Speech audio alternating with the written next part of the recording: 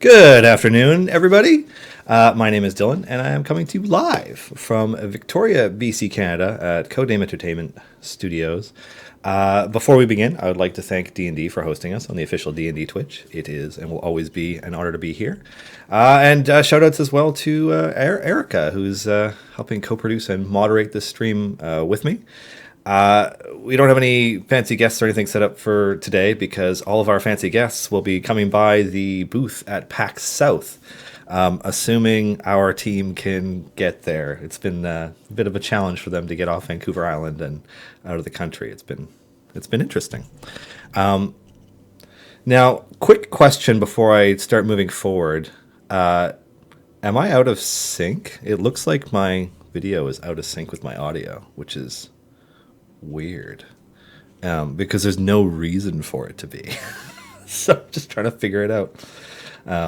It's fine. Okay, so it's just what I'm looking at is not quite in sync. That's all right. I have a lot of screens with my face on it open right now, not because I'm a narcissist, but because I'm just trying to make sure that everything is working the way that it's supposed to. So, all right. So yeah, Godspeed to our team heading to PAX West. Eric, Margaret, Dexter, and Alexis. They aren't there yet. They didn't make it there last night as they were initially planning to, so they will get there sometime today. And then they will have to do all of the booth setup and everything, I don't know, this afternoon or this evening in San Antonio, leading into tomorrow's opening. But we have guests coming by the booth, two sets of guests, one on Saturday and one on Sunday, that I just want to draw everybody's attention to, at least briefly. It's funny because I should have this memorized, but I don't. And the reason is that it's the initial plans have evolved. And so we have basically the cast of Acquisitions Incorporated from the main stage and from the and much of the C team coming by the Idle Champions booth.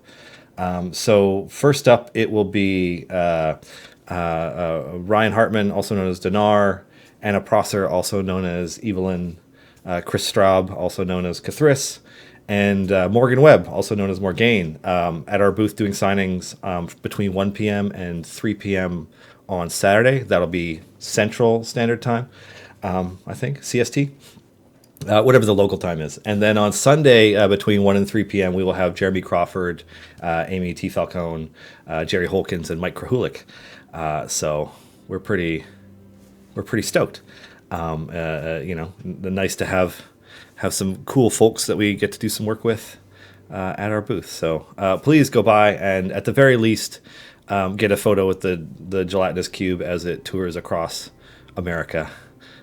Jeremy Crawford, also known as the real Jim Dark Magic. So we're pretty stoked about that, which means that I don't have a guest because our guest budget, no, kidding, guest budget, our guests will be at PAX South. But worry not, I'm sure there will be plenty of pictures because Margaret will be taking lots of pictures and putting them on social media, right? That's the plan. I'm just going to switch over to the game view as my formation marches forward and keep talking. So we have a couple things. Oh, I should close that notification. We have a couple things to go over this week. We have some good friends over at WizKids who like to give us stuff. One of the things they gave us recently is this here copy of the Dungeon of the Mad Mage board game. Premium edition, which means all the minis inside it are hand painted. This thing probably weighs like 11 pounds or something. It's actually kind of heavy because it's got dozens of minis and lots of other stuff in it.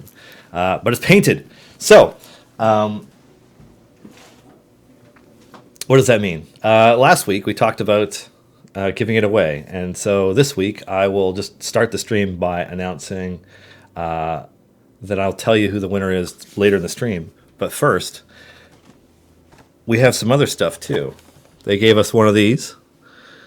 It's it's Icons of the Realms Monster Pack Village Raiders. They're all pre-painted, so there's like orcs and goblins and stuff, as well as a brick of these Volos and Mordenkainen's Foes booster packs. And oh god, I got too much swag to move around. The Elder Brain premium set for all your Illithid campaign needs, along with a bunch of stalagmites and stalactites. Oh, I guess one of them's a stalagmite pillar, so it's a stalagmite and a stalactite together. But anyways, so we will be giving these away in a combination of a grand prize winner getting these two fun things and 3 of these, and then runner-ups getting 2 and 1 standard booster packs from Volos and Mordenkainen's foes. So that's from our new Gleam, which you can sign up for now. Yeah. And while I draw out, announcing who the winner of the board game is, I'm going to open a couple of these because our office could always use more decorations on our desks, especially now that the artists are getting their very own like artist studio room in the office. It's like a demon dog. There's a Lucrata in here. Oh god, there we go. There's an evil looking puppy bull thing. I don't know, it's evil. That's pretty cool. I love opening these. It's just an excuse to open some. What do we got here? An Orc Claw of Luthic.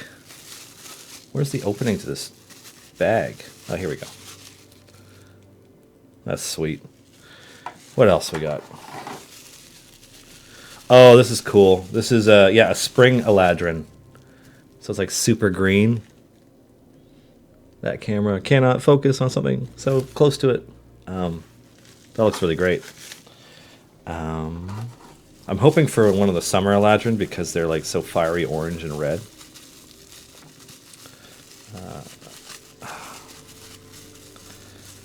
What do we got here?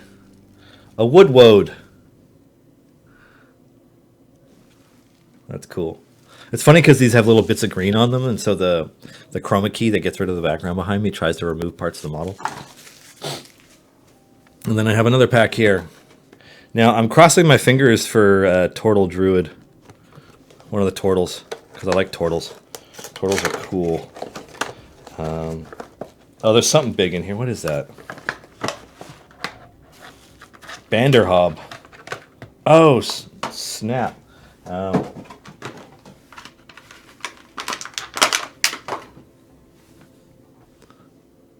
There's the large one in this one. This one looks really good. The Banderhob is really well painted and the model's killer. Cool. And what do we got in the small ones? It's a Tortle! Just a generic Tortle, but it's a Tortle. I'm excited. Oh my god. Here we go. Yeah! Tortle. A little spear. I don't know if you can see it on the camera because this camera sucks, but there's a little, there's like a little belt with gourds on it for drinking. Yeah, Tortle. I'm still playing a Tortle in one of my future campaigns. Although I'll probably play like this harsh, evil Tortle because Tortles are generally just too nice. What else we got here? Darrow. Must be, is that a Darrow or is that the Darrow? I assume it's a Darrow. It's like this little pale dude with a hook thing. I don't know that one.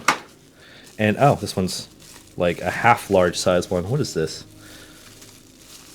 Oh, okay.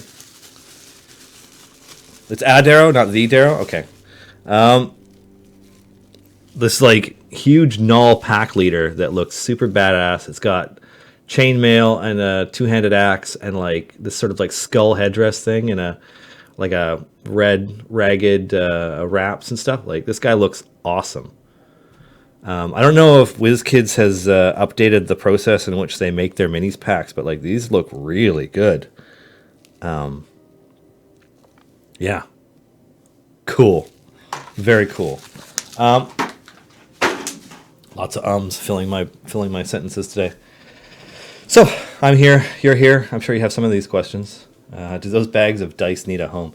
I mean, we do have dice. I'm not giving away dice through the stream right now because I'm really not sure how much dice we're going to have once PAX South wraps up. Generally, at events that we're participating in, if you want an Iris D6, you just ask one of the folks who's there and you'll be able to get one. Sorry, one of the folks from Idle Champions who's there. Excuse me. And then you can get an Iris D6. It's pretty much the only way to get one other than winning a contest. Might throw a D6 or two in with these WizKids sets when we give those away. But yeah.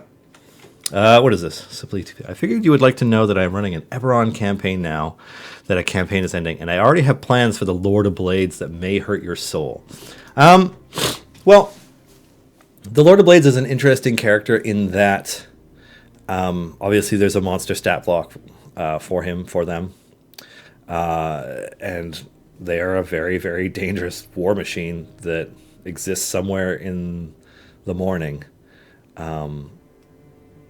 Which is cool. I think one of my favorite things about Eberron Rising from the last war is that, not that it gives you all the answers or anything, but like it gives you a little bit more, a little bit deeper history and knowledge about some of the things that have happened in the Eberron setting since. Because, in previous editions of D&D, the Lord of Blades location was always really vague. Like, rumors say the Lord of Blades is whatever, but now you have a little bit of a better idea of where they are. And yeah, I mean, how you do it's up to you. I know that the Lord of Blades is an NPC with an immense amount of potential, right? Like they are rallying Warforged together, but like the reason behind isn't clear. What their resources are isn't clear. So like you could use them as a good character, an evil character, whatever. So very, very cool. Garundige, 1989. Hello, how can I get such an interface?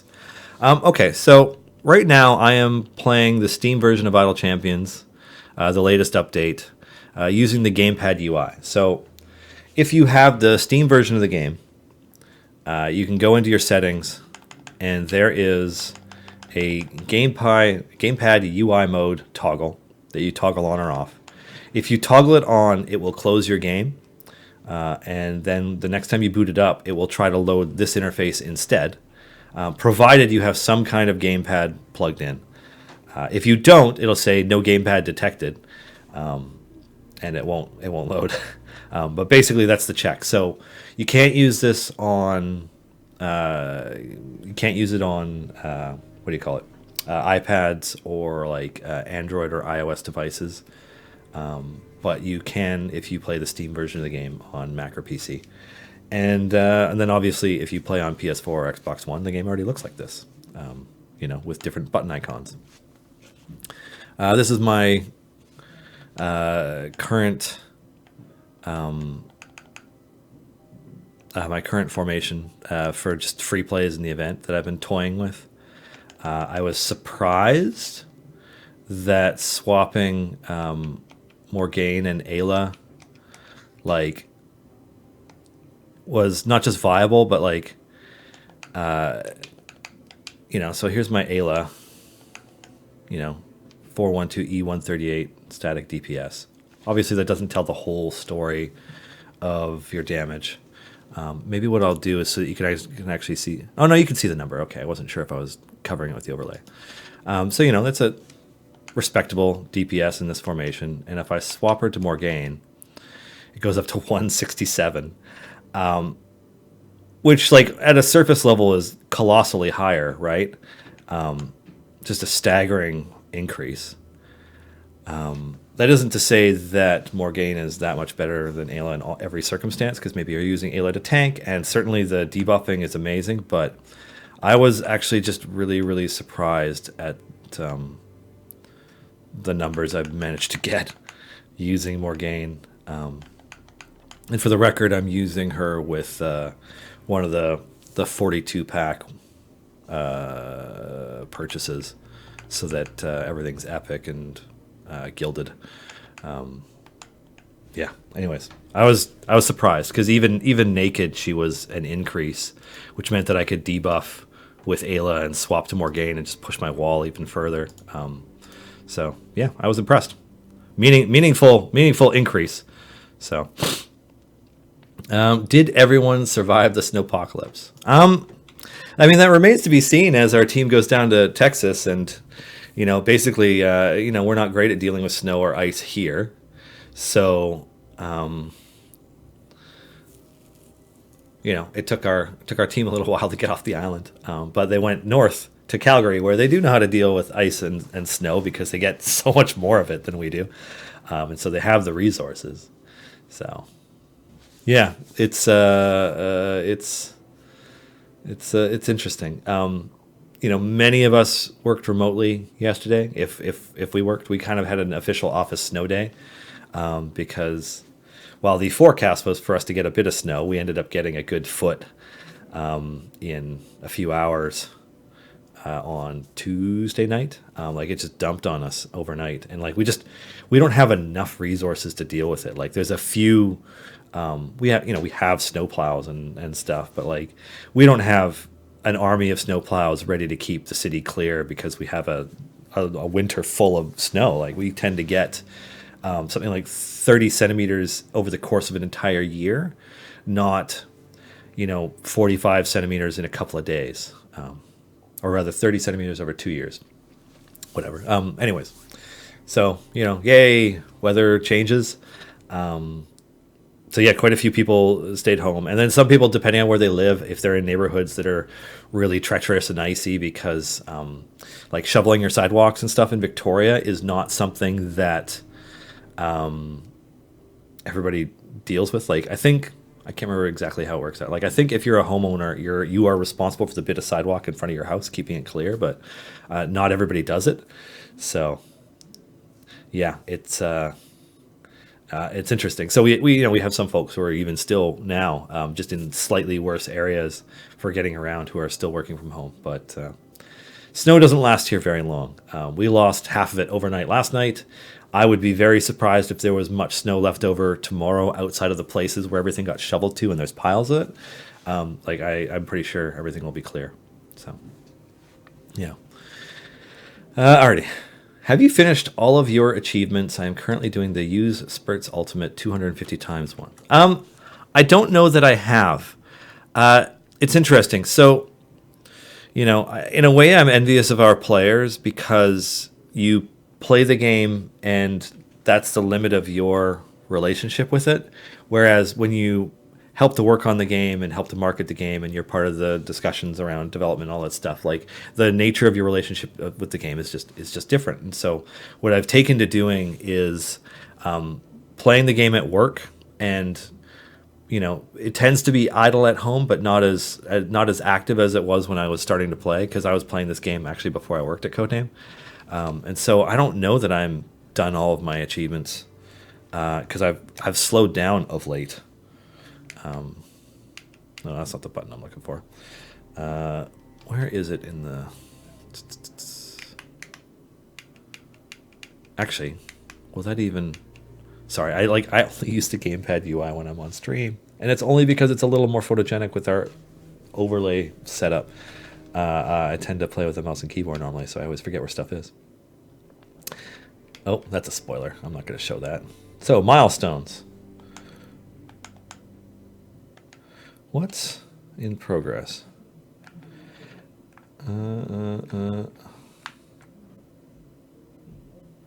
Dread Archon, Shed State. Let's see. Paid up front achievement I haven't done. Barrowin's healing one I haven't done. Complete all 3 Artemis variants of the Merry Map Adventure. Oh my god, did I forget one? Oh shit. I thought I did them all. Oh, that's embarrassing. Oh, man. Oh, shame. Shameful, Dylan. Shame, shame, shame. Alrighty. Doesn't look like I'm missing any of the other ones. That really annoys me.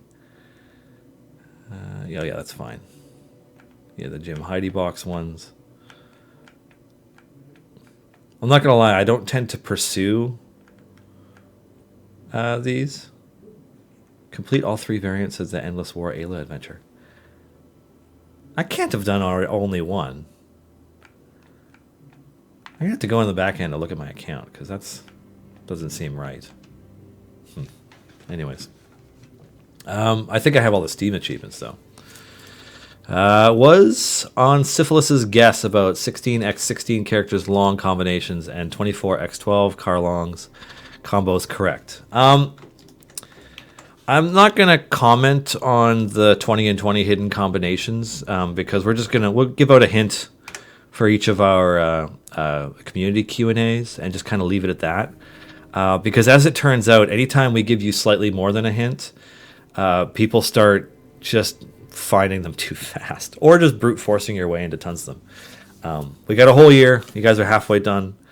There will be another hint next week on Tuesday. Alrighty. Is there another hidden code for the stream, or can we stop trying to guess? There is only one hidden code for this stream. Yeah. As you can tell from the episode title and the combination, there is a theme. So, yeah. How do the wild offers work? I am sure I am missing at least 4 golden epics, but the last offers were chests only. So wild offers are basically randomly generated. It's its own system. It looks at what you don't have and tries to generate offers that appeal to you. And it's a work in process. It's kind of like, it's algorithm based. It requires tuning and stuff as we move forward. I think it's getting closer to a state where we're really happy with it. But yeah, it's they are calling them random sounds like is an unfair characterization. They are, what's the word I'm looking for instead? Random's not right. They are generated based on your personal play experience, I guess.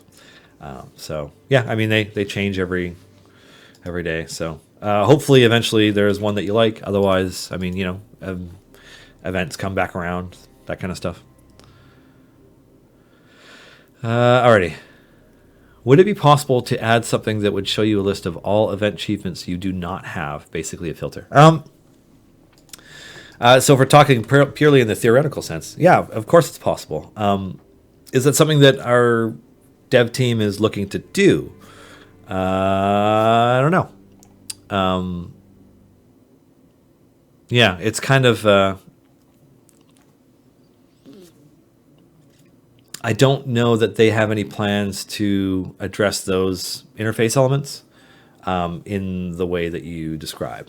So, I mean, I can pass the feedback along, which is really all I can do. But it's yeah. As far as I'm aware, it's not currently on the list. Yeah. Alrighty. I heard that year 4 and beyond will only have the 3 most recent champions for the event. If you haven't completed the variants for the year 1 champions, will you still be able to do them when the event comes around, or will you no longer be able to complete those achievements? So there's actually a few different layers to that question, so I'm going to have to address each part. So right now, the current plan, as outlined in the Idle Champions in 2020 dev blog that came out on December, I want to say 19th last year. Last week we were in the office here. We have plans to make some adjustments to year 4 events. The issue that we see where events have too much stuff to do, certainly for new players, is still there, and we're looking for ways to address it that make sense. And quite simply, year 4 events not coming around for another 9 months. It's not something that's highly prioritized for us right now. Like, we're not focused on that. We're focused on making some of the other features that we talked about in that dev blog a reality. So, it's a little premature to be like, hey, this part of the year 4 event plan is completely determined and is written in stone, because it's not. And as you can tell from how our, 2 passes, I guess, at year 3 events, we're done. I mean, nothing is ever 100% written in stone forever. Like, things can change. So, yeah, the current plan is to have the 3 most recent years of the event available during an event. But that does not mean that you won't be able to complete variants or achievements from year 1 events moving forward. The updates to the time gate system will address that in the sense that you will be able to pick any champion you want from the whole of the history of the game, or any event champion, I should say, because evergreens aren't from events. You'll be able to pick any of them in a time gate, and you will get access to them and one of their variants from their event. So if you forgot one variant, like I apparently forgot one of Artemis's variants last year, when the new time gates go live with your first time gate, just select that champion, and yeah, hopefully that's the variant you end up getting. I'm not quite clear yet on which of the variants shows up or how that's prioritized, because that information hasn't been shared with me. But the intent is for you to, yes, you will still be able to go back and do it. Alrighty. Ragnats. Can we get more mouse overs in the game? It would be nice to mouse over a champion, or at least their portrait, to get their health. It would be nice to mouse over the D&D stats to see what they affect and why you'd want to increase them with feats. It just seems like there's a bunch of information that isn't easy to get. That's all fair feedback, Ragnats, and I'm going to pass that along. So, yes, it's possible. I don't know if that's something that we are going to address in another way, or if mouse overs is the way that we're going to do it. I know that like the advanced effect descriptions, which was one of the more recent quality of life updates, was not necessarily exactly what players had requested, but we were hoping that it would address a bunch of issues players had with how they see buffs between champions and all that stuff. So, certainly being able to more easily find out what your tank's health or what your player health is like is a common bit of feedback that we've received that, we may address with one of these quality of life updates, but yeah. So yeah, it's a big we'll see, and I'll just pass that note along. Let's see. Potions of Polish are not very attractive from a gameplay or MTX microtransaction perspective due to the randomness of the item improved. Any consideration to allow them to work like blacksmith contracts? That's a big question. So there's a couple parts to it, even though it seems straightforward. So one thing is like, how and what we do with Potions of Polish. Let me take a step back, actually, because there's some context to this that I feel is a little bit important. So when we came up with Potions of Polish, they were never, at the time of their development, intended to be something that would be awarded to players on even remotely a common type of basis. They were created because we needed to reward players retroactively for something if they'd made purchases, or if they'd already had a golden epic for an item, that they got a golden epic for an item that was already a silver item and stuff. And so we needed an item that would allow you to make up for the fact that you were just to make up for it. And so at that time, we're like, okay, the functionality is random. There were far fewer champions at the time, which is kind of important context, because now it's so much more random, because every champion added to the game is another 6 slots that item could end up on, right? And some players have resorted to, through great patience and discipline, gaming the system by not opening chests for different event champions that they don't plan to use anytime soon or at all, so that they don't have equipment, because then it can't become a silver item through a Potion of Polish. So players have been finding ways to work around it. We don't have plans to change the way that they function, but feedback. All feedback is valid feedback. Even if we don't necessarily agree with it or plan to make any adjustments. So, I can make a note about Potions of Polish and your point of view on it and pass it along. But it doesn't mean that anything will change. Yeah, they aren't intended to fill the role of blacksmith contracts, whereas blacksmith contracts are intended to help address the fact that earning item levels for event champions outside of events is significantly more challenging. Ensorcelled, Cine Games. How goes finding/fixing the Max OS X crash?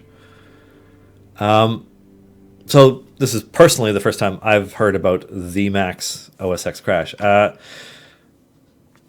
Is this on Steam or is this on an iPhone or an iPad?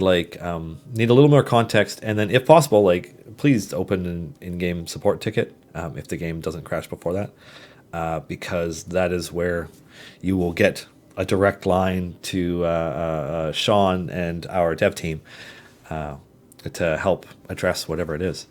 And if you can't load the game, an email to idlechampions@codenameentertainment.com with your question and your the context of your issue and all that stuff can also help. But yeah, this is the first that either myself or Erica have heard of a specific Max OS X crash. So I hope we can help you with it soon. All right, what's next? My concern about the time gate system replacing year one champions in events is that if you don't have the champion at all, it would take you a tremendous amount of time gates to get that champion geared with just 3 gold chests per time gate. This seems like the opposite of a catch-up mechanic for newer players. It sort of sandbags you by removing the ability to devote lots of bounties to a champion. I don't know how it's the opposite of a catch-up mechanic when, by definition, it allows you to get something at a different time than when you were originally able to. It is by definition a catch-up mechanic. Now, with 3 gold chests per time gate, that means 2 time gates until you have 6 rare items at least on your event champion. Chances are in those 6 chests, granted it's not 10, it doesn't guarantee that you're going to get an epic piece of equipment in one of those slots, but the chances are pretty good that you could at that time. So I don't think that gearing up a champion to the point where they're viable is necessarily extraordinarily difficult that way. And being able to choose any champion you want is hugely advantageous. Yeah, it's more power to you and more variety. So I don't know. I guess I'm a little confused. I don't understand how it stops you, how it removes the ability to devote bounties to a champion, because you just use the bounties on the champion whose item levels you want to increase. So I don't know.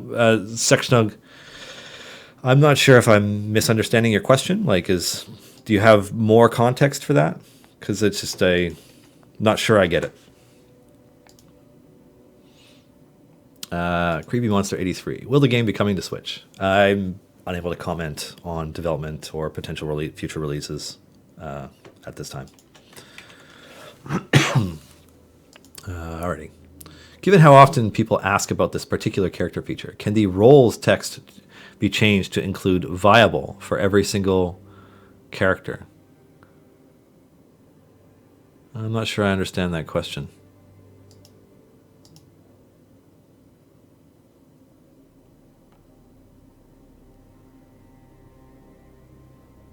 Oh, you're right. Yeah, I am confusing bounty contracts and blacksmithing contracts, Garwar. Yeah, 2 contract types. Okay, so you're thinking about removing the ability for you to dump a whole bunch of bounty contracts to buy chests during events. As far as I'm aware, you'll still be able to do that. But again, we haven't made the changes to year 1 through year 4 events yet. So, I get why players are concerned, but that's a 9-month away thing, and we're much more focused on the improvements of time gates and offline progress and some other stuff that we're working on right now. Yeah.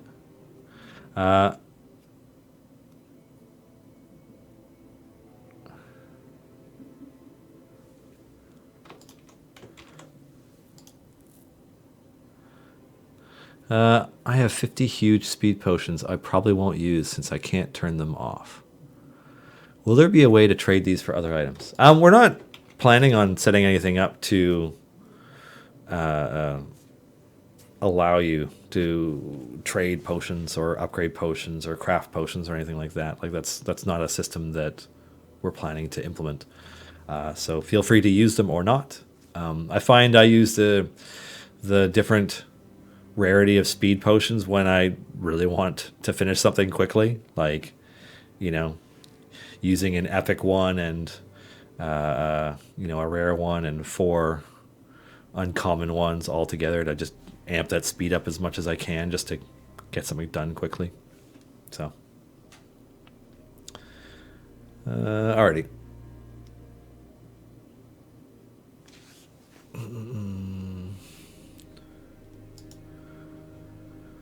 Alrighty. By the way, just a bit of feedback. I started playing the limited resources quest, and I really like the concept of how champion benches are capped. Side question, is there a plan for new/added formations to be earned or bought so that you can get formations suited to your favorite champions? It's a good suggestion. I can pass it along. I don't know that there's anything in the plan for that right now.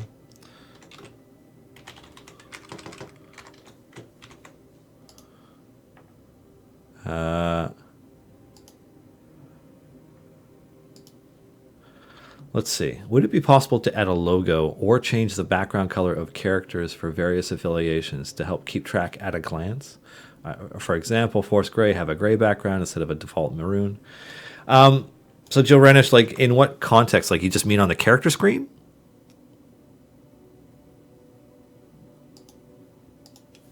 Like, is that where you are referring to? On our character select screen?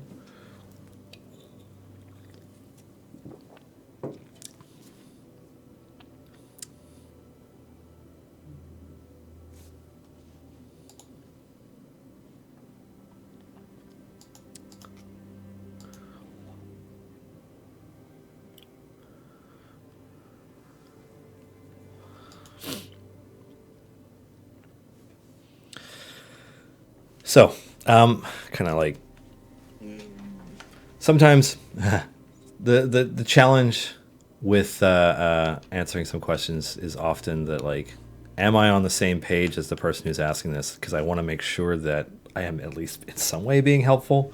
And so I want to make sure that, I can at least try to answer it. On this screen, you can see that, like, the Companions of the Hall affiliation is just, it's listed there, but it doesn't say affiliation. Whereas if you have the mouse and keyboard interface or the default Steam or a tablet, whatever, it'll say affiliation and then it lists it off.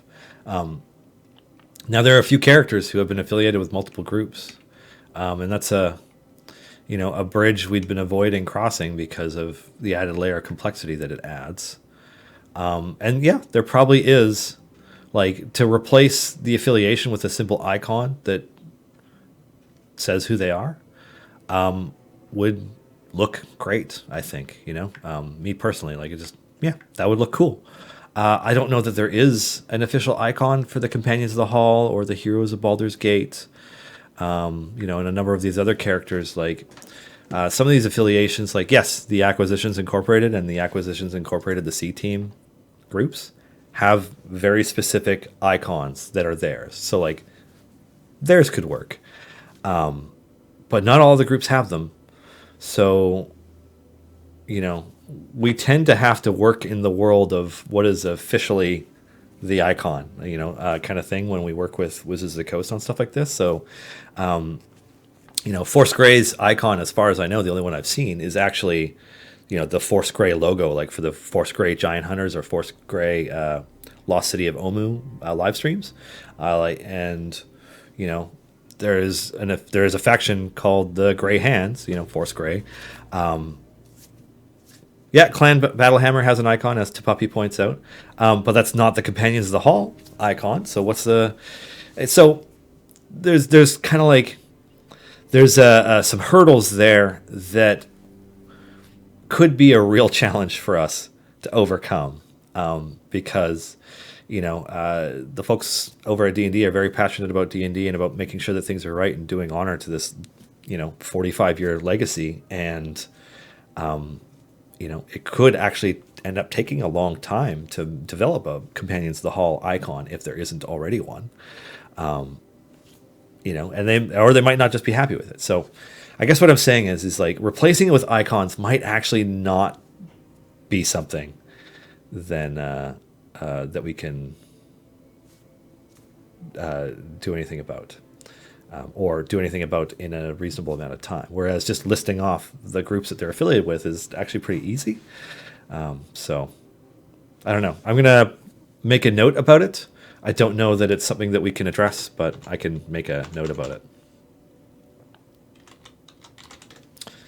All right. Oh, I see. So you mean on the bottom of the screen? Yeah, that makes sense. I mean, really, the symptom is that like easily trying to find out an affiliation if you don't already know it is a challenge. So yeah. Okay. Well, anyways, I'm making a note about that, and I'll pass the feedback along, and add it to the list. All right. Alrighty. Old request. But would it be possible to get a function to reset a saved formation, for instance, by right-clicking it, allow you to keep only useful formations saved? What can I say about formation saves? I could say that, like,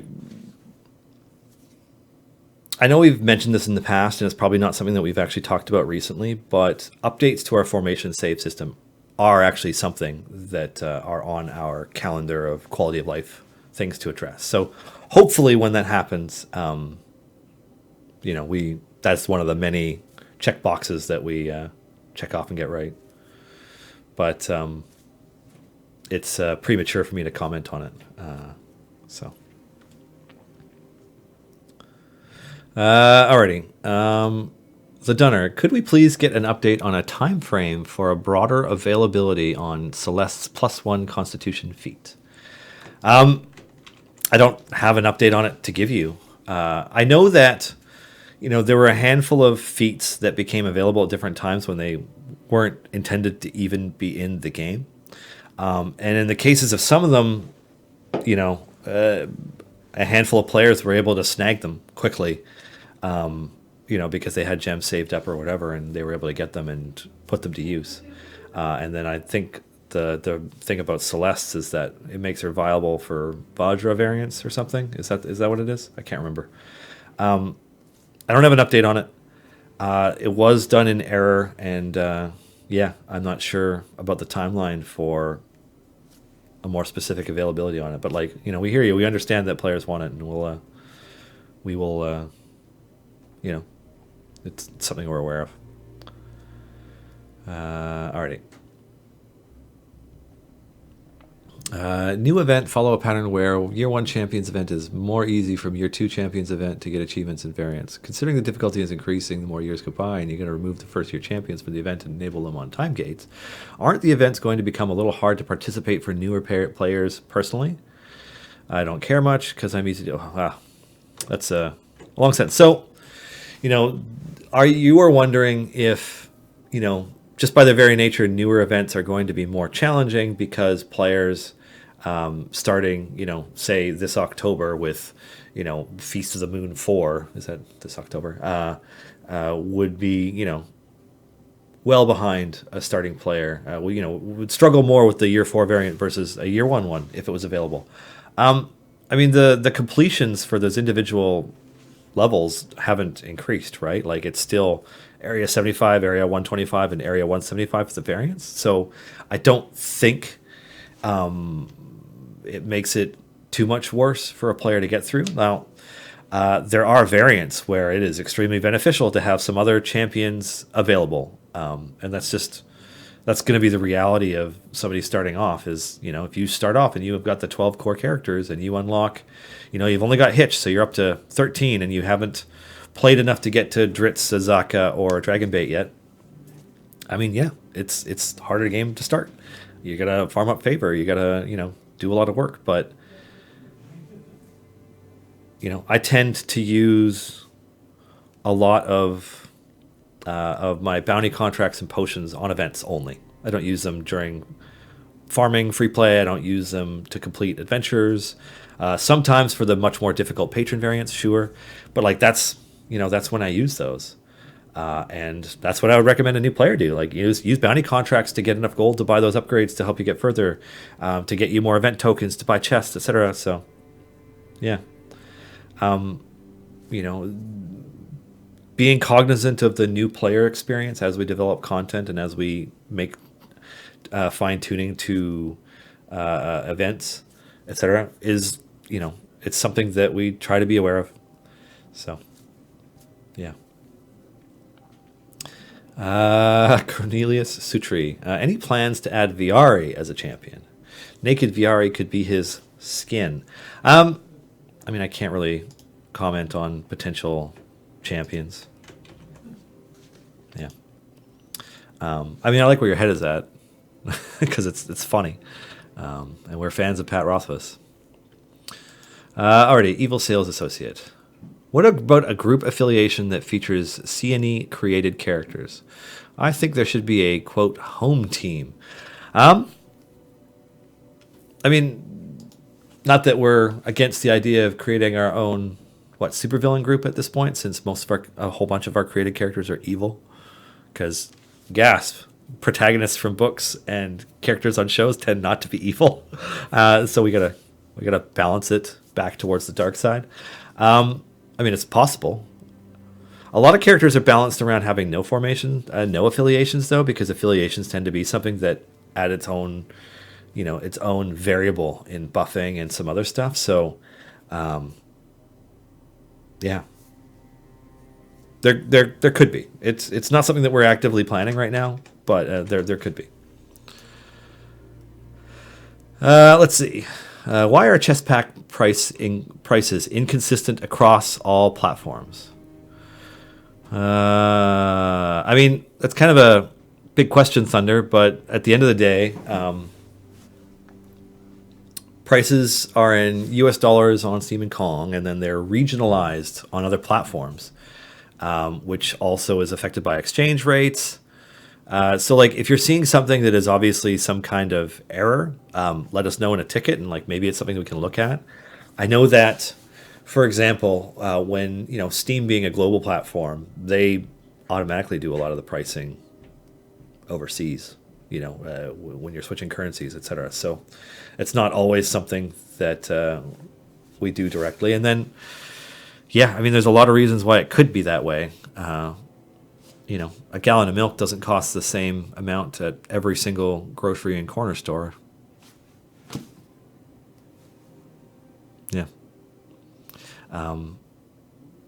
Now, this is me speculating because I am not privy to this part because this isn't part of my job description. But I would think that different platforms have different rates too. Like, maybe we can get Chris or Justin to talk about it on stream at some point. I don't know. It's a tricky conversation for us because I don't know how much information we can even give about it, like back end stuff. But it tends to be just directly related to currency exchange rates and regionalization and stuff like that. So, yeah. I encourage you to hunt for those deals. Alrighty. Hey, Dylan. Hope you and the team are well. Oh, thank you. Not sure if this question has been asked yet, if at all, but when you were showing your achievements, your max was 346, I believe. On my game right now, my max is 339. Am I missing something? Are the 7 or so I'm missing the legacy achievements? And if so, are they not attainable anymore? There are legacy achievements that are no longer attainable. I don't know if that's what mine were offhand, but they don't provide a bonus. The legacy achievements are all from systems that the updated, like as the game has evolved and updated, some achievements became redundant. So when they became redundant, you know, we retired them. So that happens. There's also, yeah, that's really it. I mean, sometimes they get retired, but don't worry, the players who have them do not have an advantage over you because of them. Alrighty. How hard would it be to allow us to replay campaign variants, but like maybe just without any potential rewards for doing so, just to replay some challenges for fun? So we've attempted to address this through our patron system, allowing you to play through the entire game, essentially at this point 3 full times. And with each patron that gets added, that will be another full time. You can play through literally everything. But you know, what you're asking is whether or not you can just replay old ones. You know, maybe you don't get any gems or favor from it or whatever, just because you want to see how you could do it now. I understand the appeal. I mean, like, Durable Deep was a nightmare to complete when it came out, and I quite enjoyed doing my patron variant and just smashing through it with a better formation, with better champion selection for it. So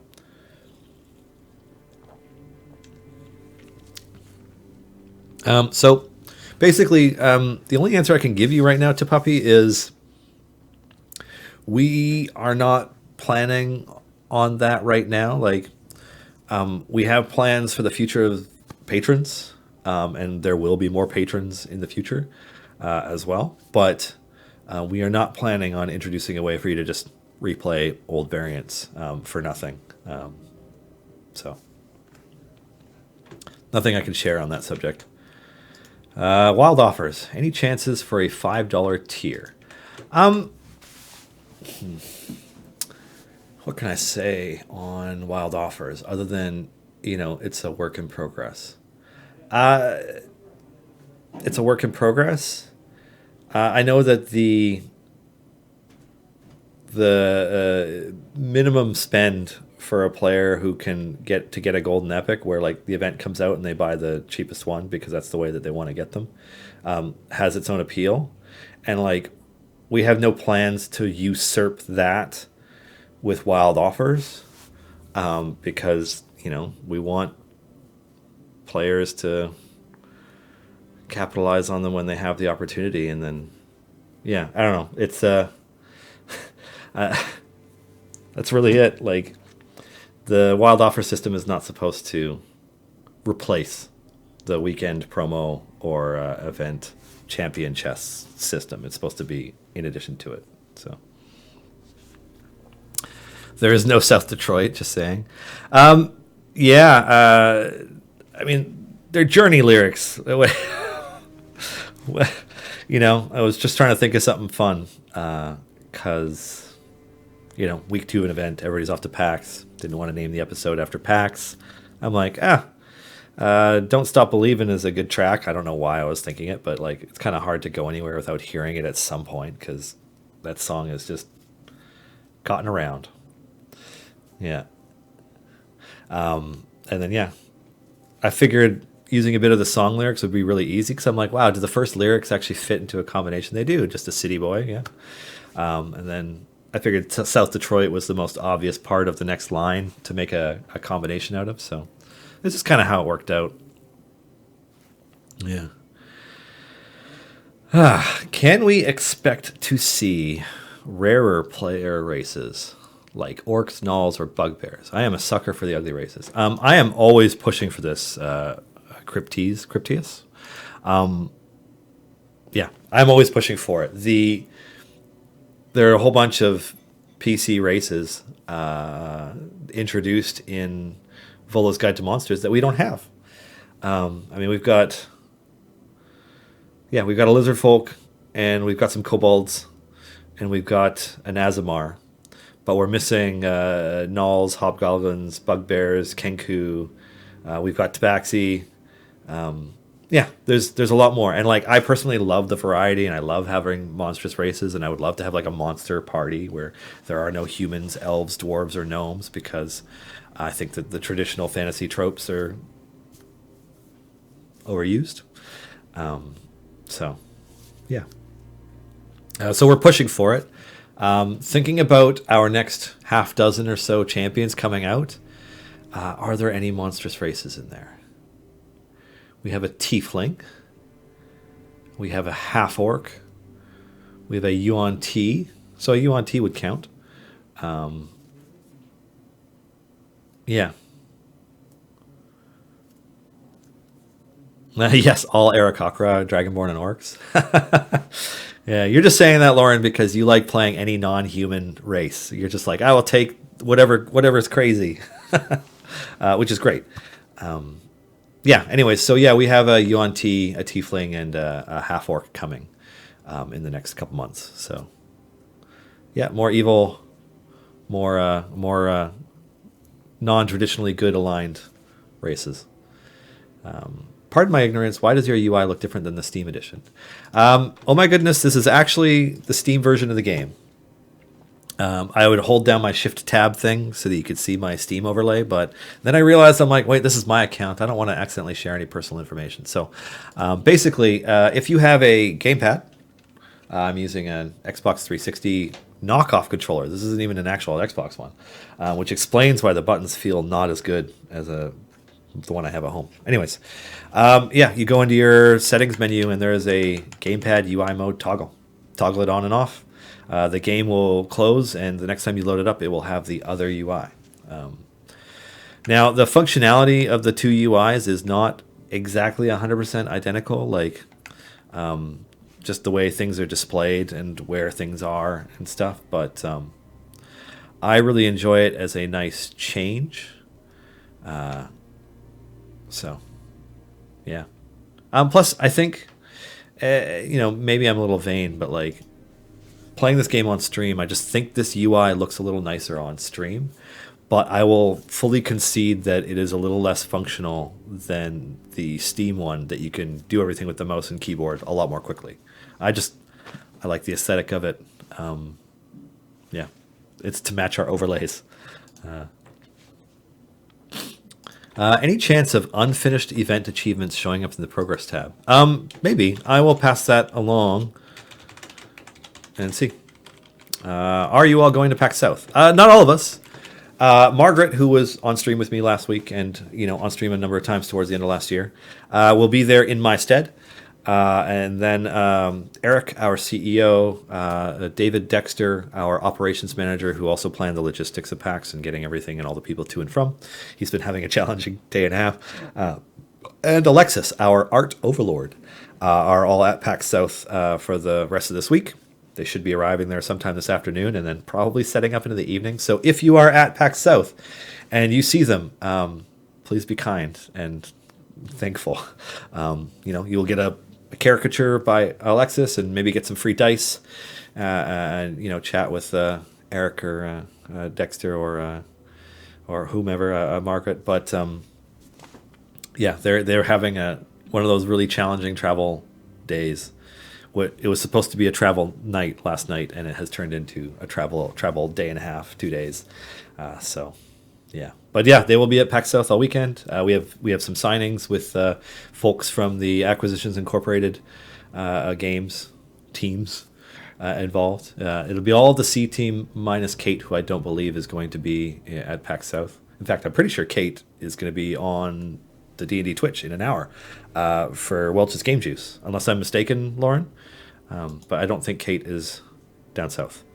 But Chris, Ryan, and Aaron, Chris, Ryan, and Amy are all going to be doing signings at our booth, as well as Jerry, Mike, Jeremy Crawford, and Anna Prosser, along with Morgan Webb, all at different times. So if you happen to be at PAX South Saturday or Sunday, yeah, that'll be the way to check them out. So that's my pitch. Also, we have a gelatinous cube. That's what I forgot to do. I was gonna show the gelatinous cube video during the stream, but I forgot to queue it up. And XSplit really likes it when you change stuff on the fly.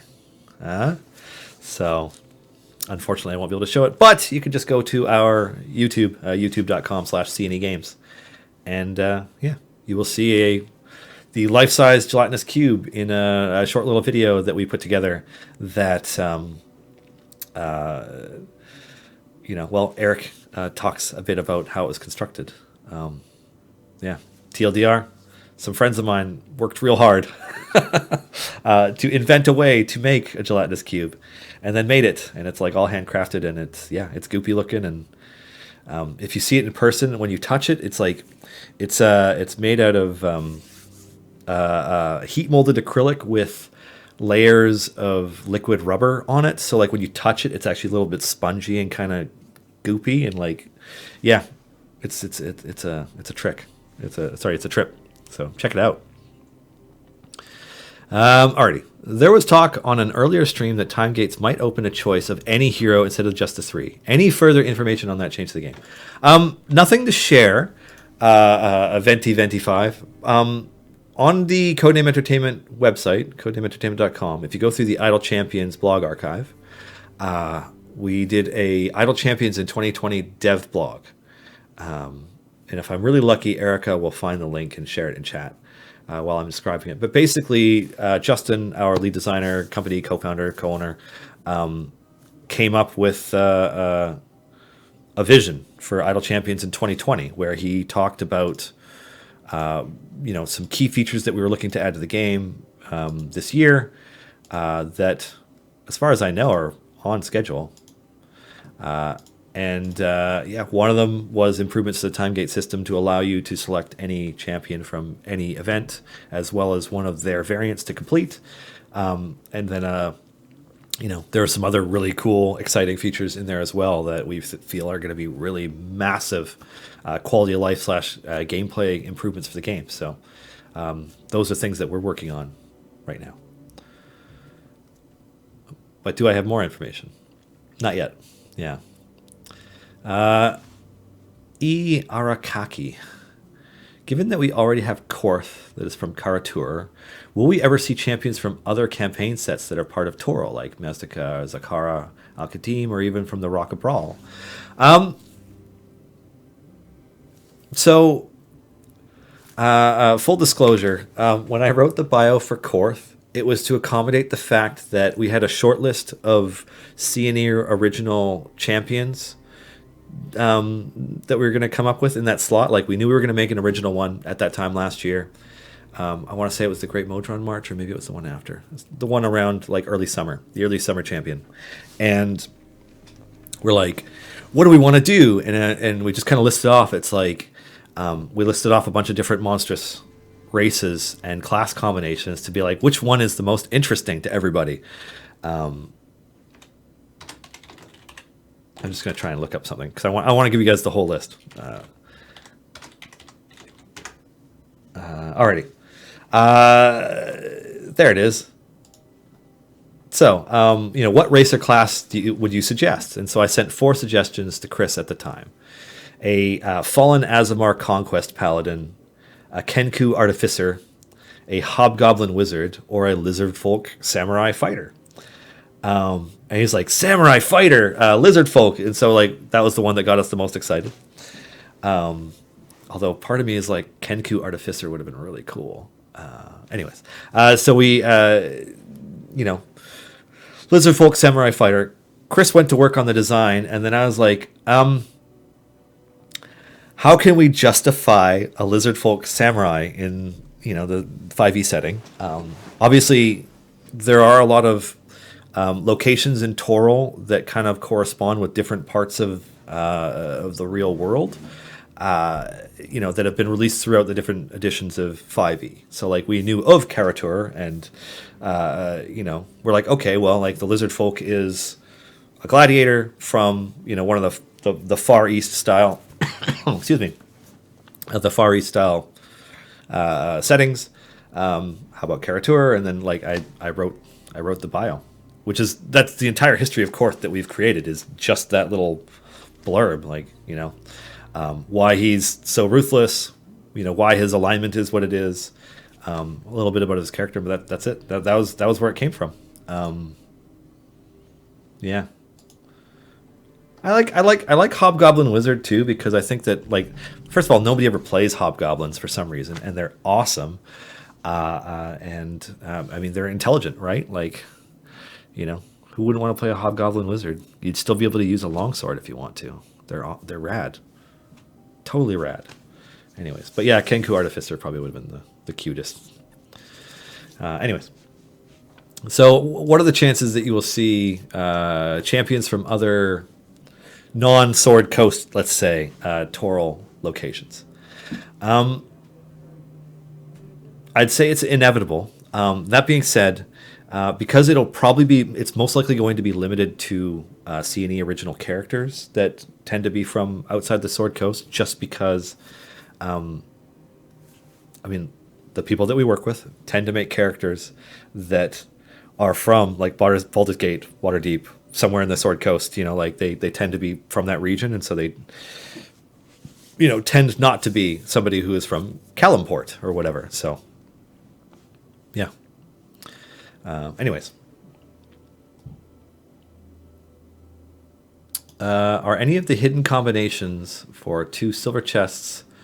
I'm sorry, Thunder. I can't answer any questions on the 20 and 20 hidden combos. Next hint will come on Tuesday as part of the Q&A. Which is to say, like, if we're giving out one a week, that's a lot of hints before the end of the year. I have every faith that all of them will be found, but you guys are too smart, so we have to limit the number that we give out. And Margaret's not here to spoil it accidentally, so yeah. All right. Can we get some darn evil champions in slots that don't already have evil champions, please? I get that we just got 2 evil champions, but that does nothing to help us in variants. We hear you.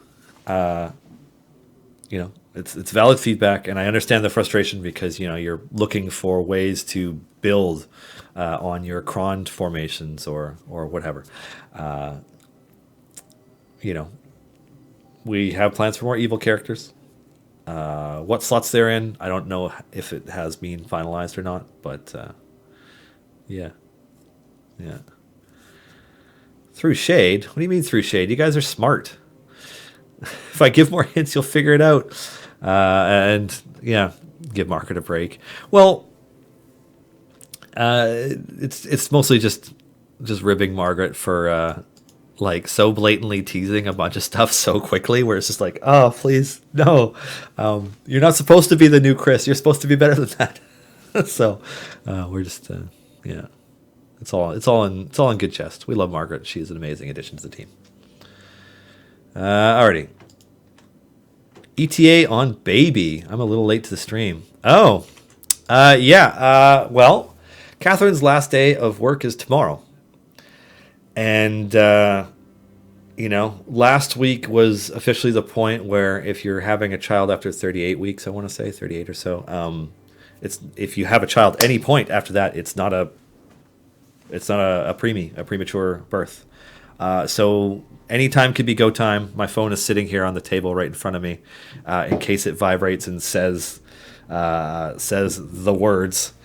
And yeah, we are due February 1st for our first, and apparently statistically first children tend to go a little overdue by like six or so days. So maybe I'll be here a week into February or not. But yeah, anytime now. Make sure she goes into labor during a live stream. Oh, good Lord. I mean, don't get me wrong. Like, there are only a handful of circumstances where I would like mutter something unintelligible, just get up and leave, and that's one of them. But yeah, hopefully not on a Thursday. I guess we'll see. Yeah. Anyways, we're excited. Evil Sales Associate. Will the gelatinous cube make it to PAX East? That is the plan. Yeah, it should. I mean, it made it to PAX South before we did by a lot of time. And then, yeah, after they pack it up on Monday, Sunday night. After they pack it up, it's getting shipped out direct to Boston. So it'll probably be there. Remember Laura had hers before live stream? Oh, yeah, you're talking about Baby Blam, Travis Wellington and Laura Bailey's baby on Critical Role. Or not on Critical Role, but baby they had in real life as cast members of Critical Role. Yeah, I mean, a Thursday seems about as appropriate for a child for them as it could possibly be, right? Yeah. Are there plans and possibly an ETA to bring the collections feature to console? I don't have any update on that, unfortunately. I'm sorry. Oh, did I announce the winner of the board game? I forgot. Sorry, I put it down and I got talking and like there's and as long as there's questions, I just kind of keep going. So, who is the winner of this beauty, the Waterdeep Dungeon of the Mad Mage board game premium edition by WizKids? It says WizKids and HeroClix and Combat. Oh, are they like HeroClix inside too? That'd be so cool. Anyways, oh, put that heavy thing down. Wow, it's like heavy enough that like leaning at a weird angle with my shoulder is uncomfortable. Where's my winner? I have it written down because Clive gave it to me. So the winner is Evan L. from Fishers, Indiana, USA. At least I think it's Fishers, Indiana. IN is Indiana, right? Sorry, I don't live in the States, and I can only remember a few of the things. But yeah, Evan L. So we have their delivery info, and we'll be shipping it out probably the end of next week, because our operations manager, Dexter, handles all that stuff through our corporate accounting and all that stuff. So congratulations, Evan. A very heavy board game is coming your way, and I hope you like it. Alrighty. I just started playing about a week ago. Who would be a good tank? Is it something you buy from a store or from an event? So you are lucky in that one of the most powerful tanks in the game by far is Tyrell in his bear form. In that, and like while you will lose some buffing for your formation because he's not using Moonbeam, he is a fantastic tank. So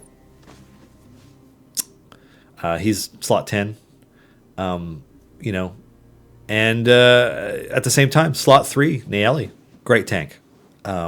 Great entry-level tank, just a phenomenal tank all around right off the bat. Who the best tank is will vary based on every other character that you have. One of our more dedicated players like Garwar or Mars or Silisa could probably give you a better priorities list for which characters to focus on first. I don't know that tank champions are the ones that you would want to focus on first. I think you probably want to get some of the more incredibly potent DPS and support characters. Like Zorbu is just phenomenal right now. So yeah, and there are champions that only get really good once you have access to a lot of champions too. So it'll vary for a while. But yeah, Naeli and Tyrell are great tanks. Gromma in slot 3 with Naeli as well is also a really good tank who can debuff enemies, and debuffing enemies is overpowered. Well, it's real good. So I hope that helps. Any chance that time gates will drop silver champion chests instead of regular ones, especially for champs you can no longer get from events? I don't know. I am waiting for the brief on exactly what the changes are to time gates with the update. I can make a note, pass the feedback along. It's been a common bit of feedback over the years, but yeah.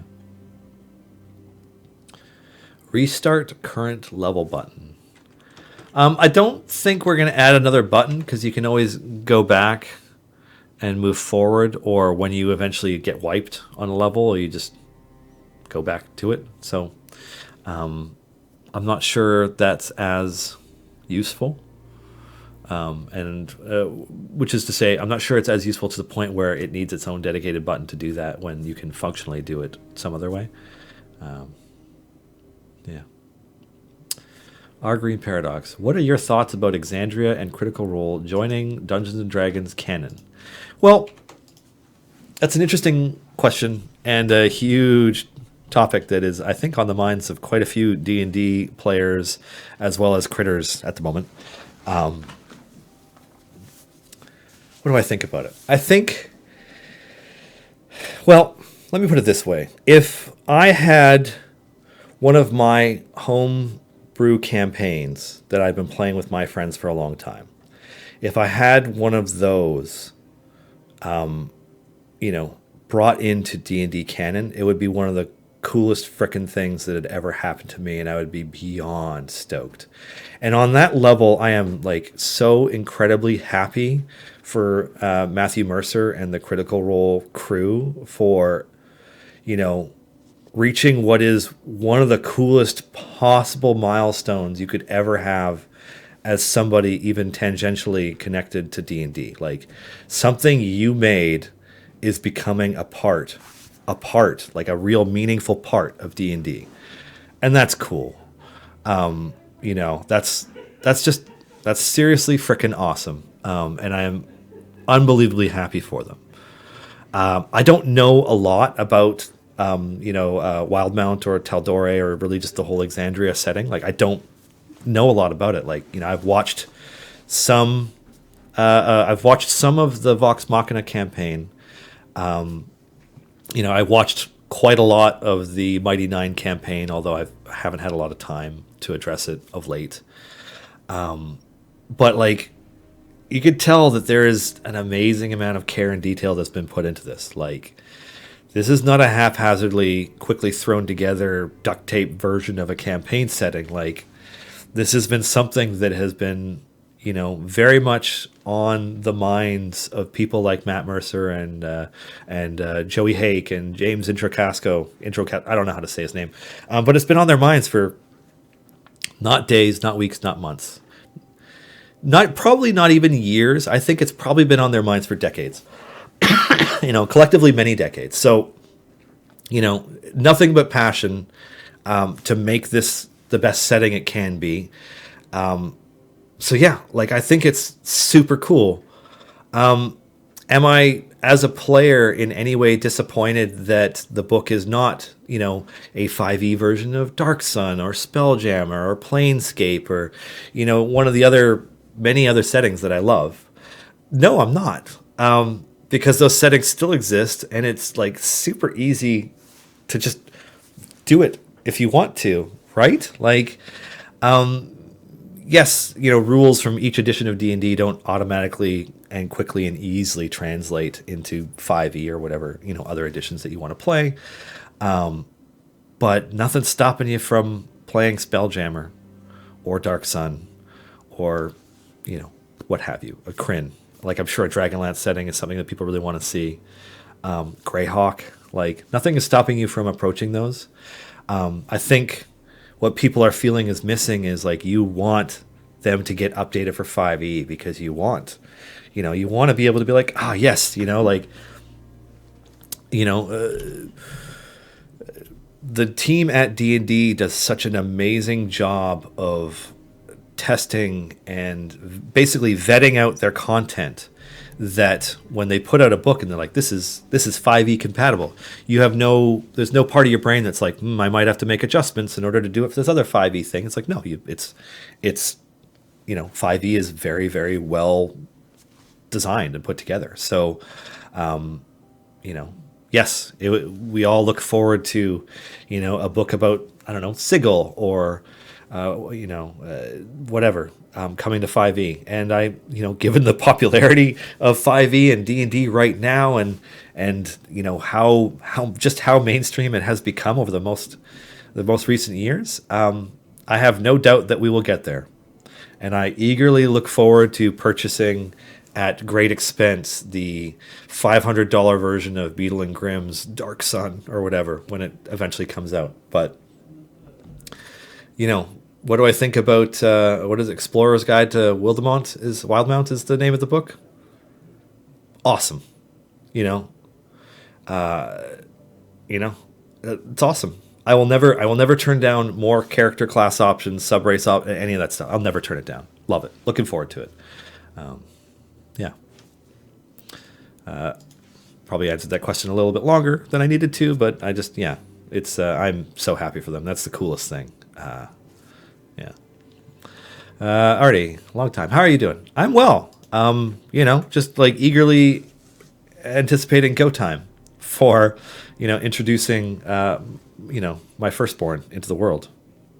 Can't wait. It'll, apparently they come when they want. So, just hoping for a a positive experience for my wife and to have a healthy child and wife at the end of that experience. So that's all I'm worried about right now. What class will the Triton Idol champion hinted by Ishii?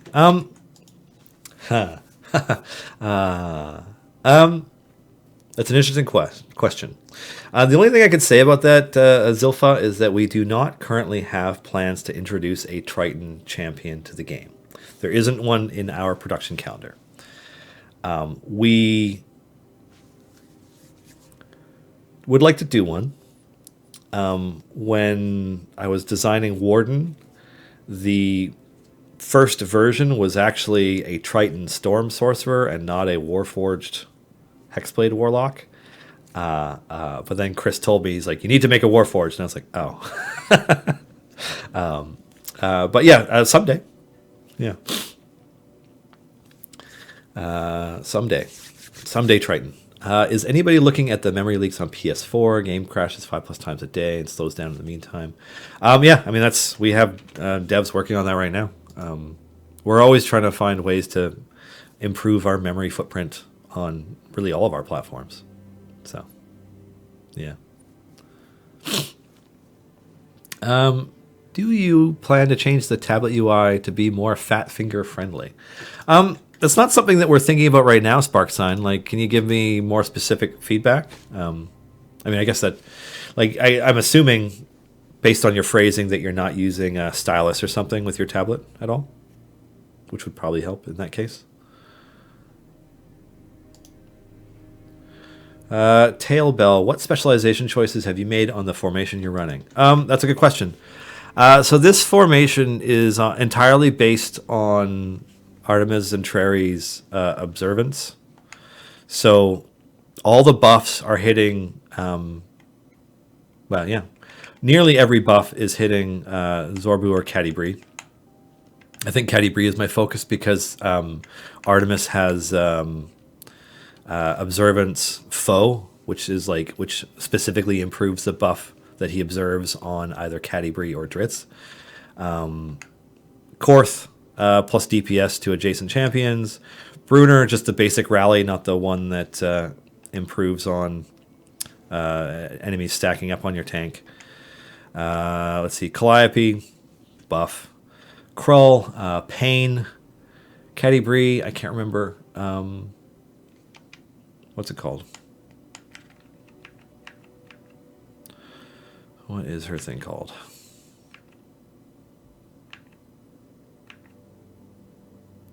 In the Zone.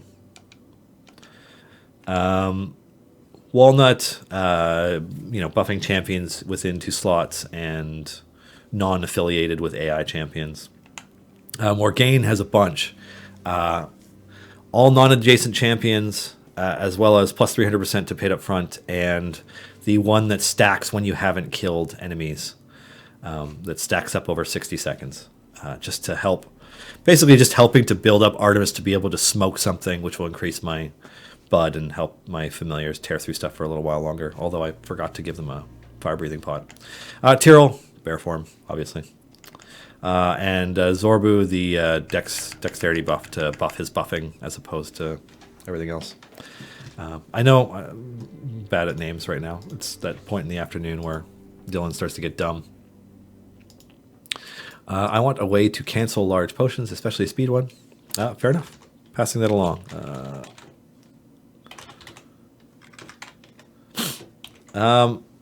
When will the year 4 begin that is mentioned in the blog? That'll be late September or October. Oh, excuse me. So we are a little ways away. Thoughts on Barrel being too strong? I easily tanked 100 enemies as they enrage this week and tanked a boss enrage over X200 with him. Didn't realize he was being able to... You tanked him that far past his overwhelm point? That doesn't sound right, Garwar. You shouldn't be able to tank that far past his overwhelm point. I might have to look into that. That sounds wrong. Okay. Well, we will look into that and hopefully fix it.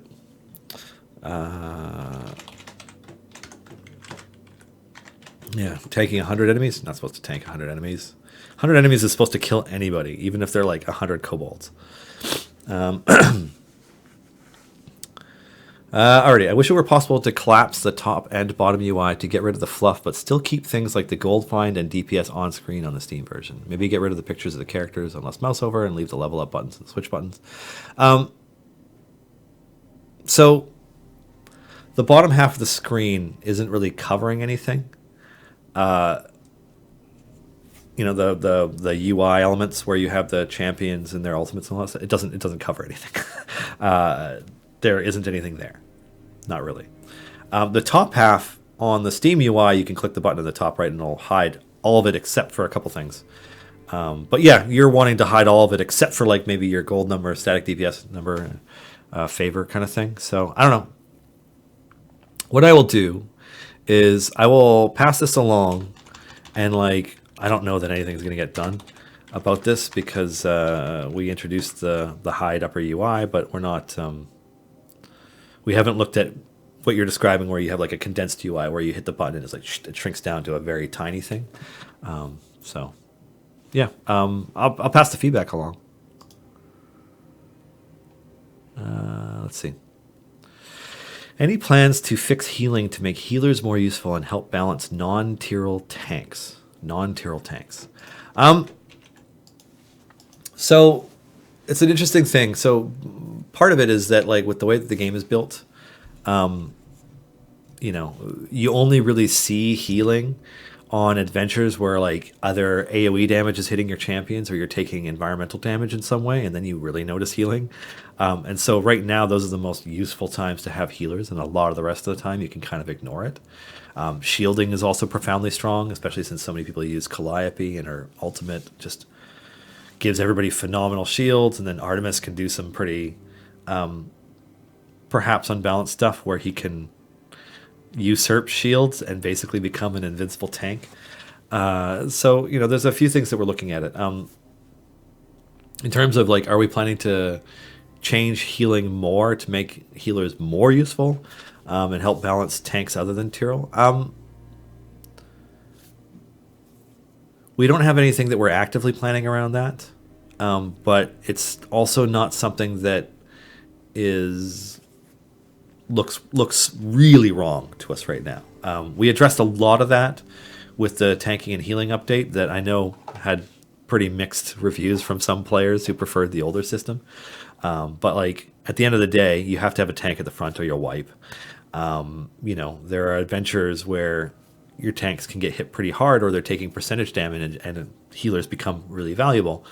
But I also think that in a lot of ways reflects like D&D. Like, you know, your healer isn't a healer until you need it, right? Like, you know, how often have clerics been a DPS at the front of a party when maybe they shouldn't be, you know, until somebody gets hit real hard and they're like, oh shit, I'm going to burn some spell slots, keeping everybody alive.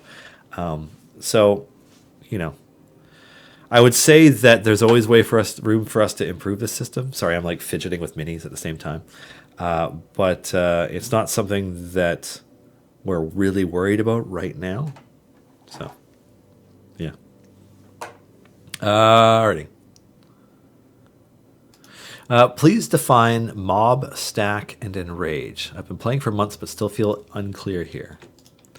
Wow. Those are big ones to explain. Give me a second. I'm going to take a drink.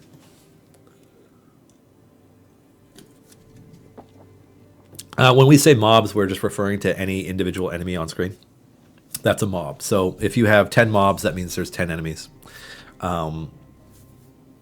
Stacking refers to anything where there is an increase with each additional element. So, you know, if you have one mob attacking the tank, that's like, you know, it's one mob attacking the tank, but they might have a defensive ability that can stack, which means that for each enemy attacking it, more gets added. So if it's, I don't know, hypothetically 10 defense and one mob every time a mob attacks it and one rat goes up and hits your tank, he gets 10 defense.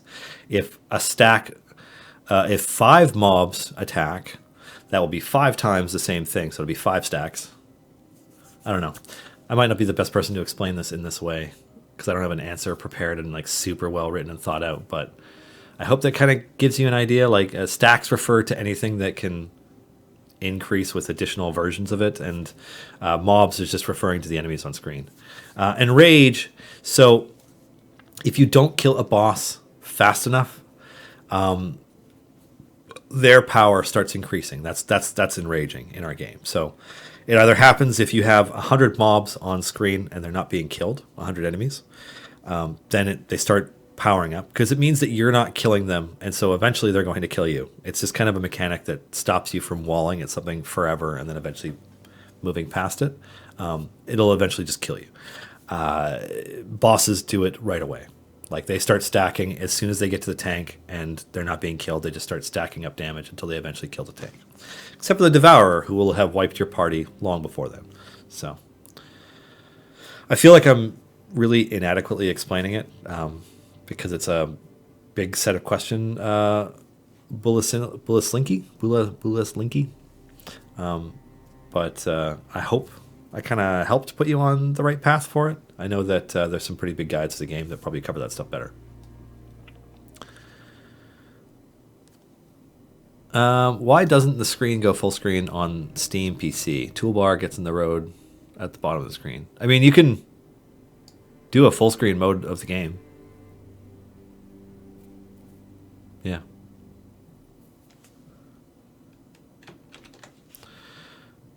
Yeah. Just got the Taldore book in the mail. Oh, congratulations! Yeah, that's the one that James Hake and Matt Mercer made, right? Good stuff. All right, it's 2:32. I'm gonna plug this thing again. So right now we have a Gleam giveaway that you can all sign up for,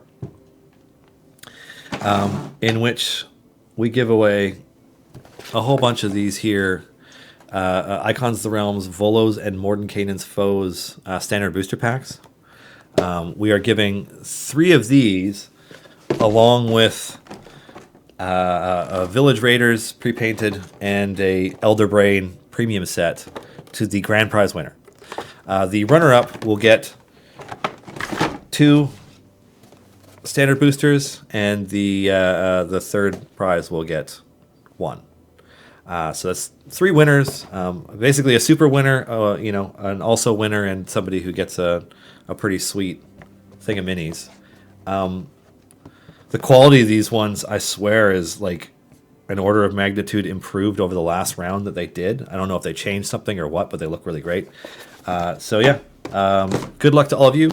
We will be announcing our winner next week. Yeah. Yeah, they look cool. And the ones in the packs are like, these are well painted. Like, here's the Banderhob. Like, it's like, I guess it's most in focus right about here.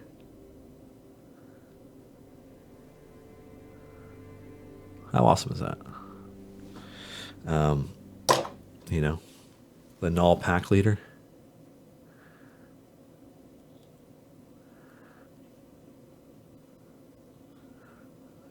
He looks good. He looks super good. And an old turtle. The turtle, his name is Don. He's got a stick. It's pretty sweet. That turtle is going on my desk. Anyway, so yeah, good luck to you. Somebody will get that. And yeah. Why can't you get to the chest/store/anything else when you aren't running one of the various missions? So you're talking about while you're on the map screen? It's just the way that the game is designed currently. There is a part... God, you know what? I'm going to let David explain it the next time I can get him in here, just because he will give you the technical explanation why it's built in that way. But basically, yeah, when you're on the map screen, you can't access any of that stuff. And I can't remember the reasoning for it right now. All I know is that there is reasoning for it, but David could explain it the next time we can drag him on. Already. Sir Monstein, did you see Hero Forge is doing pre-painted 3D printed models soon? Yeah, so Sir Monstein is referring to, I don't know how many of you are familiar with Hero Forge. It's a website with a sort of like a toolkit 3D modeler where you can make a mini. And to date, you can get them printed in like a variety of materials, and you make it by assembling it through their interface, and then they print it and send it to you. What they're doing right now is Hero Forge is doing a Kickstarter for Hero Forge 2.0, where they're introducing the ability to 3D print already pre-painted models, which is pretty freaking cool. I imagine the queue to get yours is going to be extremely long because they are well exceeding expectations in terms of interest in it right now, because we are in some sort of weird alternate timeline where D&D is mainstream and hyper popular. And not to say that it shouldn't be popular, but like it's still kind of surreal. Anyways, so they were hoping for like, I don't know, 30 or 40 or $50,000 or something, and I'm sure they're in the millions now. But basically, you assemble a mini in their interface, but now you can color it. And on top of coloring it, you can actually do things like you can shade it, you can add highlights or whatever, and then it will 3D print with that. I mean, now the 3D printed ones do not look as good as, say, like this Banderhob does right now. At least not in the ones that they displayed, because like there's actually a pretty significant level of detail and texture to this. Like you can tell that this is very well made and hand done. But it's the 3D printed ones are like, you look at them and it's they are better than really old minis, like minis from 10 plus years ago. Like, they're kind of somewhere in the middle where like they actually look really good. You can see the versions on their Kickstarter. It's very cool, but they are also adding the option for you to, because you're now able to make your mini in color and add highlights and all this stuff, they are also adding the option for you to order minis that are hand painted. And the ones that are hand painted look fantastic. Surprise! Like they look really, really good. And it's expensive. I mean, it's not for the casual campaign or a one shot probably, because you're not going to dump like $160 US on one per mini. To get a hand-painted ones for your one-shot, but $40 for a 3D printed one that like the color is close enough, and that like if you really wanted to, you could probably improve yourself in your spare time. Like that's not bad at all. And then obviously, if you're supporting the Kickstarter, there's a lot of discounted options for you too. So I'm not here to plug Hero Forge, but what they're doing looks really cool. So I'm excited. I haven't supported it, but I mean, if it looks like something you want, then yeah, go for it.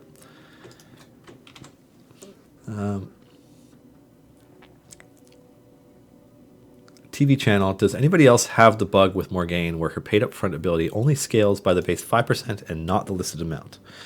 The first thing I would say is to double check that you have the latest version of the game. Like, I think that's 281. And if you do and you're still not seeing it, please open an in-game support ticket, and we will try and take a look and isolate and figure this out and get that fixed for you. Forgive my ignorance. What device are you playing on? Your UI looks completely different than the Steam client, and I like it much better and would stop doors if possible. Well, Mad Prophet X. You're in luck.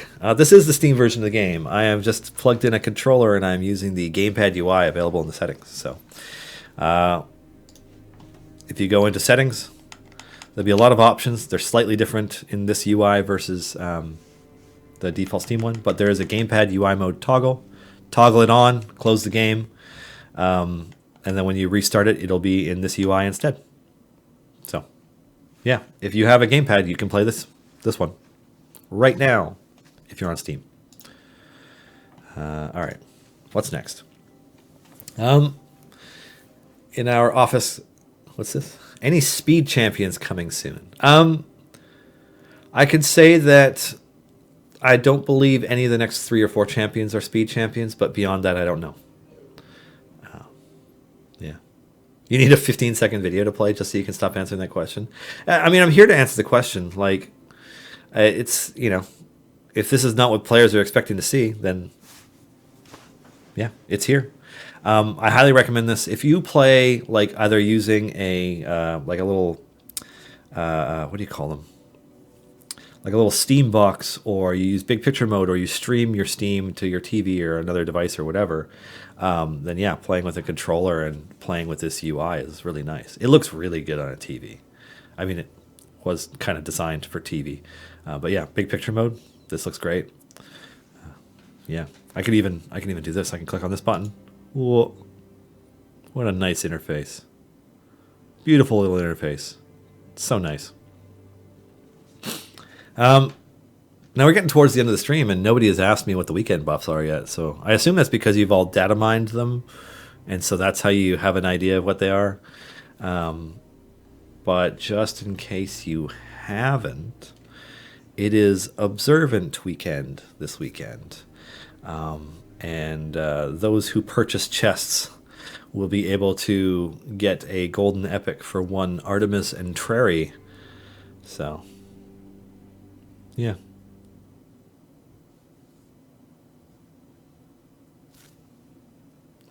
Yeah. And as you can guess, I mean, you know, the infamous assassin is indeed one of the people, one of the champions getting buffs this weekend. The rest of them, oh god, what is it? It's like, I'll just look it up because I can't remember it off the top of my head. I want to say it's Nayeli, Artemis. Looking up. Nayeli, Artemis, Wolfguard, Jamila, and Neris. So, should be good. Yeah.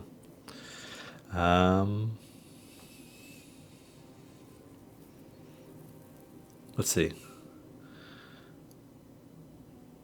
Let's see. Just a reminder that we still want to be able to see all of the heroes up front and not unlock them when you get enough gold in the ordinary UI. I'll pass your feedback along. Yeah.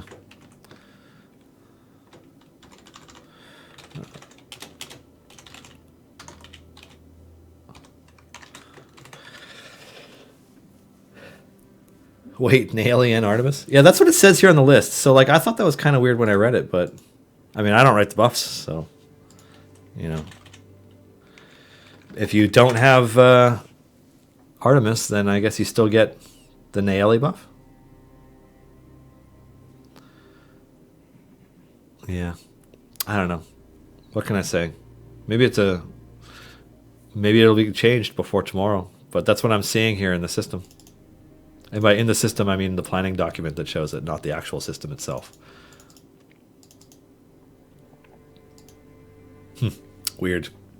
Weird. Although, given the number of characters, I suppose it was inevitable that we'd had them in the same slot, right? This seems like somewhere we were eventually going to get to. Anyway, any other questions? I was going to start talking about the Office Curse of Strahd campaign, but to be honest, we played 2-3 sessions this year. But we're not going to be able to play much in the next little while because I'm at some point going to become a dad and have a lot less time and be out of the office for a month. So, yeah. Hold on to that feeling. Yeah. Is that the entry this time, Erica? Did you make it more Journey lyrics? Because that's funny.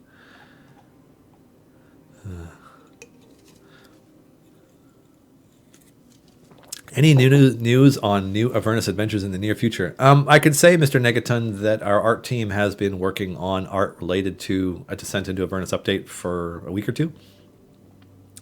I don't have the ETA on when that update is coming out, but yeah, it's coming. It's coming. Do not underestimate the quantity of burp rags you will need. Yeah.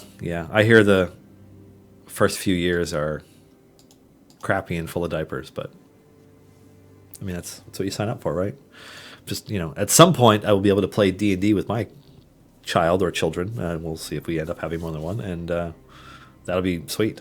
And then eventually they will get better at everything than me and think that I'm old and out of touch and move on and all that stuff. I can't wait. It's all gonna be awesome.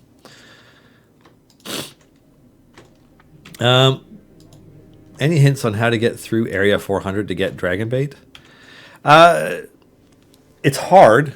I could say that it's hard. I think that the plan for Mars Guiding Hand next week, for Mars's show on Wednesday, will be to do the Unlock Dragon Bait adventure. Yeah. Alrighty.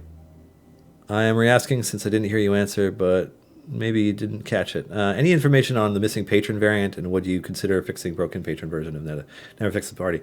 I mean, it's on our list, Soul Reaver. I just don't know that it's a priority versus so many other things. Yeah, that's really it. Like, we're aware, but I don't know that it's planned right now.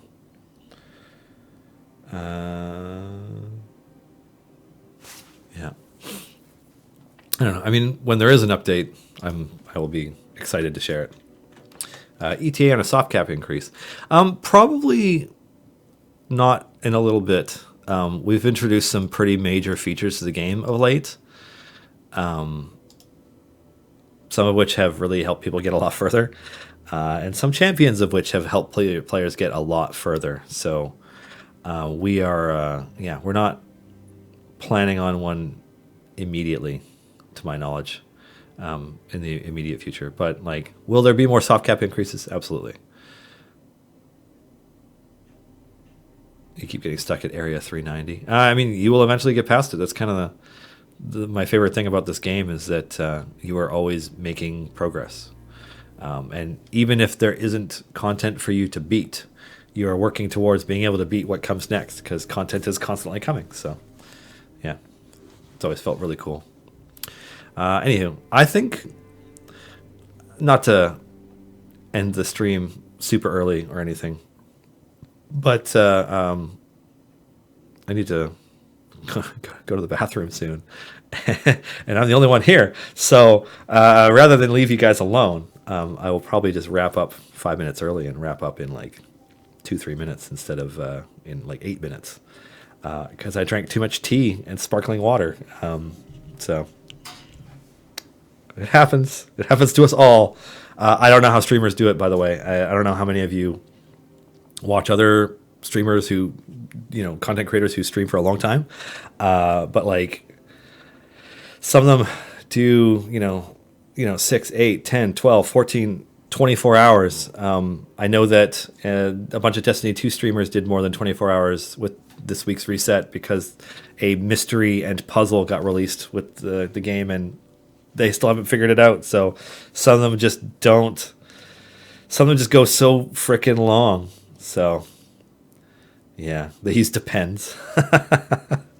Yeah. Am I able to give a solid ETA for Year 1 Part 2 yet? I can't, which is to say I can't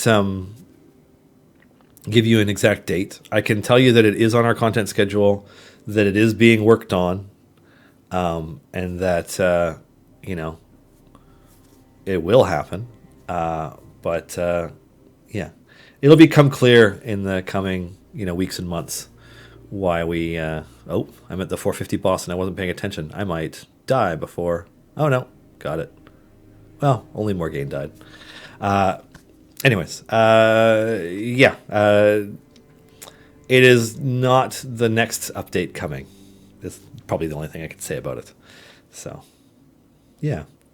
Anywho, so I want to talk a little bit about you guys for a moment, because you guys are awesome, and I just wanted to thank you for one, for showing up here, for both supporting our game and our stream, but also like just being a part of our community, talking to us, helping to maintain this the relationship between Idle Champions and Codename in the community, because we think that's great, and so we think you're great.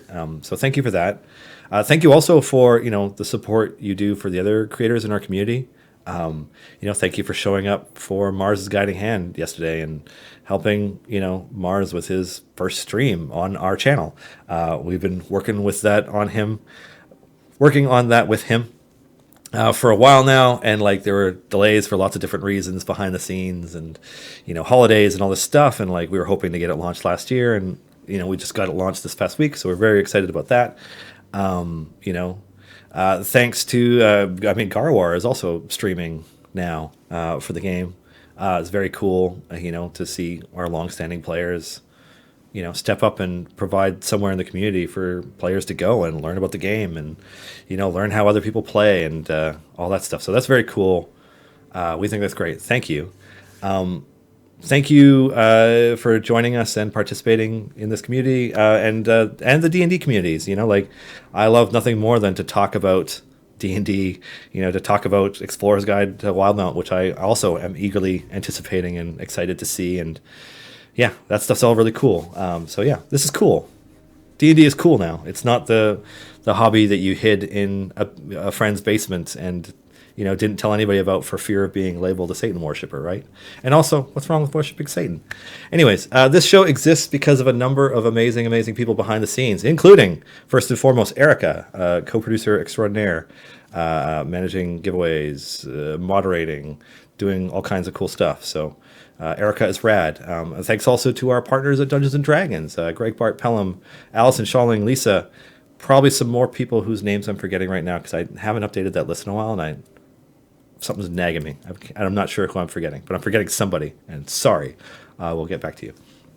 If you happen to be at PAX South in San Antonio this weekend, please stop by our booth. You can find Margaret there along with Alexis, David, and Eric.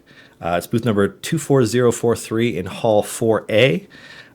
We have a giant gelatinous cube. We are probably the only ones who have one anywhere, really. Never mind, just at PAX. So come check that out and, meet the folks who work on the game. Otherwise, take care, everybody. Thanks for joining me, and have a fantastic weekend. Cheers.